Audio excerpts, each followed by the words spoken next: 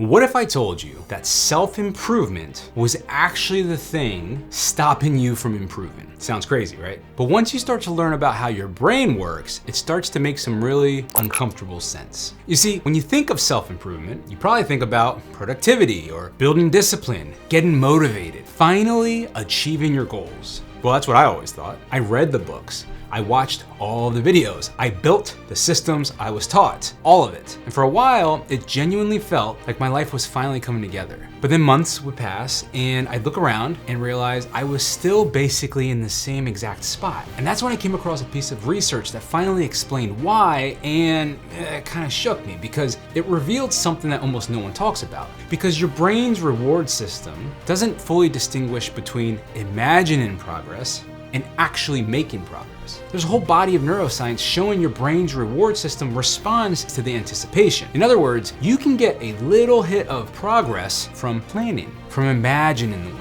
from learning, from setting up the perfect system, before you actually do anything measurable.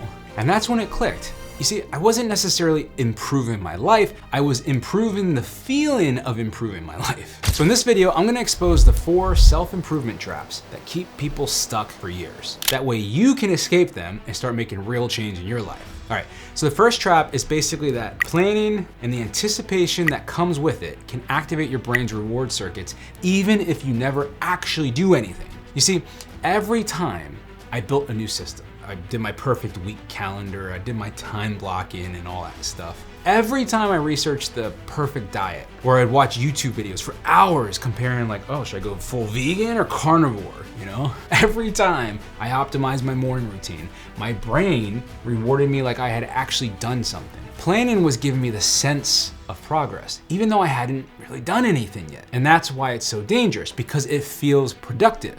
And it's so easy to say in your mind, well, how can learning things be bad? That's how all new things start, right? And logically, there's some truth to that. But in reality, so many of us use learning, planning, watching podcasts. It's really just a form of procrastination. One that is really hard to argue with on the surface because you're improving yourself. And that is why it is so effective at keeping you from ever actually doing something. So I had to learn to raise my awareness around my actions. Was I learning or planning something that was necessary to move me forward, or was it just me creating the illusion of progress? The second trap is that self-improvement can become a comfortable substitute for actually improving. Because like for me, I wasn't becoming more disciplined. I was watching disciplined people on YouTube. I wasn't becoming productive. I was organizing productivity tools. I wasn't changing, I was studying change for a long time. Self-improvement became this safe little bubble where it can feel like growth without ever risking failure. It's like watching basketball videos all day long and then wondering why you're not getting better at playing basketball. Because you don't get better by watching, you get better by going on the court and missing shots. I was using learning to avoid the risk of actually trying. So now when I catch myself doing this, I ask myself, what am I scared of? Like, what am I trying to avoid? Because ultimately I'm procrastinating at this point, right? And guess what? There's almost always something that I'm scared of. So I'm just delaying it. The third trap is that I was measuring activity, not outcomes. This is where everything really shifted.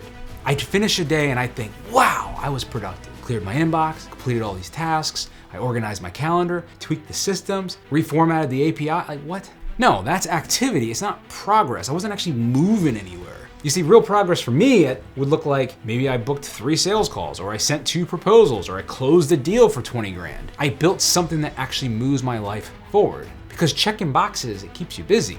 But moving needles is what changes your life. And the shift here is to start looking at your day in terms of what actually happened that made my life better. And now the fourth trap is that none of this matters. If you don't know what you're trying to accomplish, it doesn't really fucking matter, does it? And this should be obvious, but it isn't. If you don't have like a clear vision or a direction or an identity or something that like you're building towards, then productivity just helps you run faster in circles.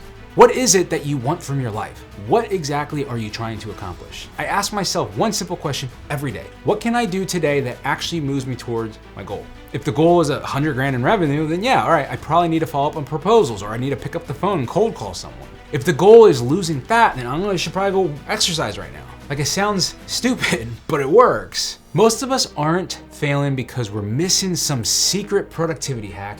We're failing because we are overthinking everything instead of actually moving. So figure out what you want from your life, and then every day do one thing that moves you closer to that vision. Not perfect, not 20 things, just something that you will actually do that results in real progress. So I ask you, are you planning? Are you optimizing? Are you consuming? Or are you actually doing the things that move your life forward? Are you getting measurable results towards the life that you want to live? And be honest, do you even know what that life is? Cool.